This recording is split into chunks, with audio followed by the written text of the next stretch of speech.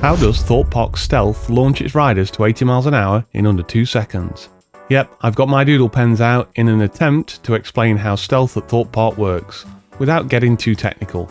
Stealth launches its riders from 0 to 80 miles an hour in under 2 seconds, but how does it do that? Let's dive in. I've wanted to do a video like this before now, but since I'm not an engineer or a mechanic, I lack the knowledge of how these launch systems work even at the most very basic level. So a big shout out to Ryan the Ride Mechanic and his recent video where he talked intricately about how hydraulic systems on Intamin coasters work in principle. I'll leave a link to his video in the description below, and there's a pop-out card in the top right hand corner too.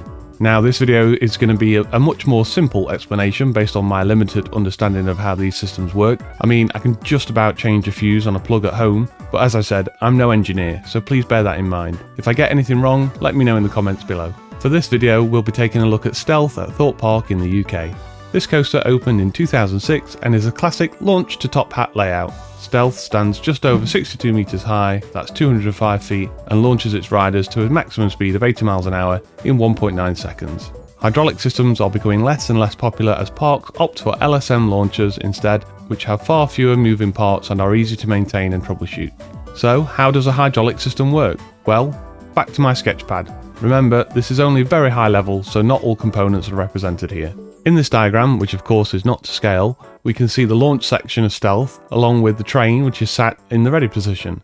There's a sledge which sits within the track, and a retractable dog that connects the train to the sledge. The sledge has 3 cables connected to it, 2 launch cables and a return cable, which is tensioned via a rear pulley. Both the launch cables and the return cables are attached to a giant drum in the wheelhouse. All along the launch section are magnetic brake fins attached to actuators which can be raised or lowered. This is actually a safety feature of the ride to ensure that if a train doesn't make it all the way over the top hat, it can be slowed and stopped as it rolls backwards. The launch section of the track is actually on a slight incline so that if a rollback does happen, once the train is stopped, the brakes can be lowered and the train will naturally roll gently back to the station.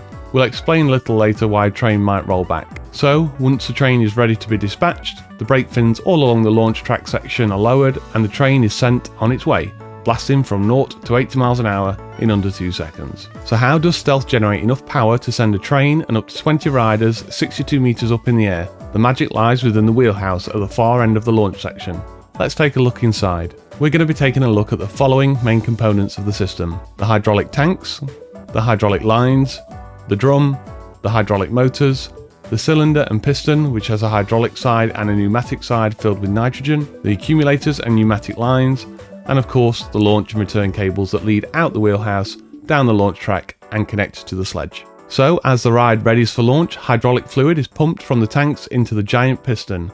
This begins to compress the nitrogen in the other side of the cylinder and therefore in the accumulators, which act as a sort of multiplier for the available stored energy. The pressures involved here are insanely high, we're talking thousands of psi. Then, when the ride is ready to launch, valves open to release the hydraulic fluid, allowing it to flow through the hydraulic motors. The stored pressure from the accumulators acts on the piston, pushing the hydraulic fluid through the feed hoses to the motors. This in turn spins the drum with incredible force.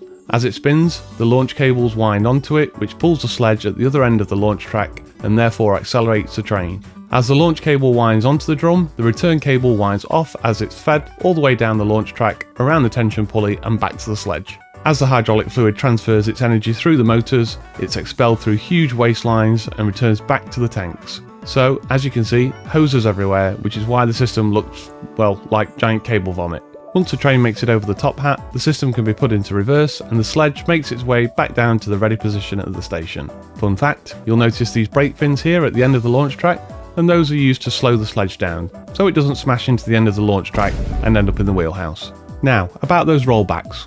Why do they occur? Well, the first thing to point out is that the ride is designed with rollbacks in mind, so whilst some riders might not enjoy it, it's perfectly safe.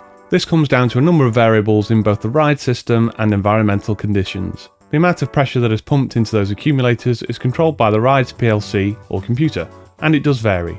The PLC is responsible for ensuring there is sufficient pressure in the system to make it over the top hat, but not too much that the train flies over too fast and causes excessive wear on the equipment and an uncomfortable ride experience. Those variable conditions such as temperature, wind and the weight of riders, for example a full train could weigh 1500 kilograms or more than an empty train, mean that the ride system is constantly adjusting the required pressure of the launch system. As a result, sometimes there just might not be enough energy in the system for a successful launch, resulting in a rollback. So now you know, sort of, how Stealth at Thorpe Park manages to launch its riders down the track at 80 miles an hour. It's an incredibly complex ride system and probably an engineer's nightmare, but awesome fun for you and me.